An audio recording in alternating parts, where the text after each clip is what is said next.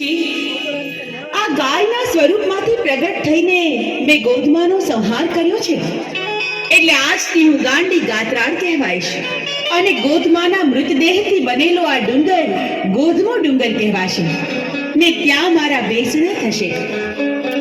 બહુ સારું માં.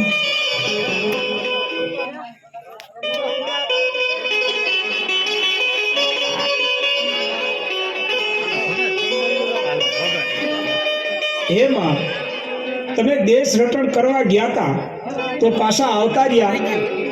હા આલા ભગત, બોલો તમારું શું કહેવાનું થાય છે? અરે માં, અમારી ઉપર આટલા સંકટ પડે છે તોય પણ તમને ખબર નથી. ખબર છે આલા ભગત, મને બધી ખબર છે, પણ ભગત હવે મારો સમય અહીં પૂરો થયો છે.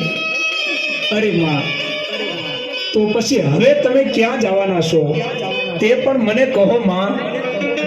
ભગત, હવે મારે ભદ્રપુરી ભાડલા ગામે પ્રગટ થવાનું છે. ત્યાં બાબરા ભૂતનો ત્રાસ છે તેનો અંત કરવાનો છે.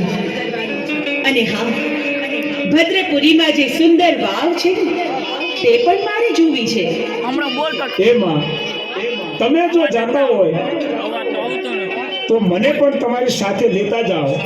મારે પણ ભદ્રપુરી ભાડલાની વાવ જોવી છે માં. પણ આલા ભગત, આ સ્વરૂપમાં ત્યાં જવાનું શક્ય નથી. માટે ગોહિલવાડમાં ચારણોનો જે નેસ છે ને, તેમાં મામડિયા નામનો એક ચારણ રહે છે. એના ઘરે સાતેય બહેનો અને એક ભાઈ સાથે હું પણ પ્રગટ થઈશ ને ત્યાં મારું નામ ગેલ હશે. ત્યાર પછી મારી બહેનો સાથે હું ભાડલા આવીશ. તેથી આલા સભારના નામે તમે તે ભદ્રપુરીમાં હશો, ત્યાં હું તમને મળીશ. બહુ સારું માં.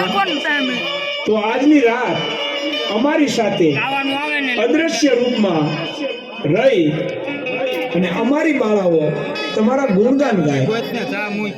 ભલે, તો આજની રાત હું અહીં જ રોકાણ કરીશ.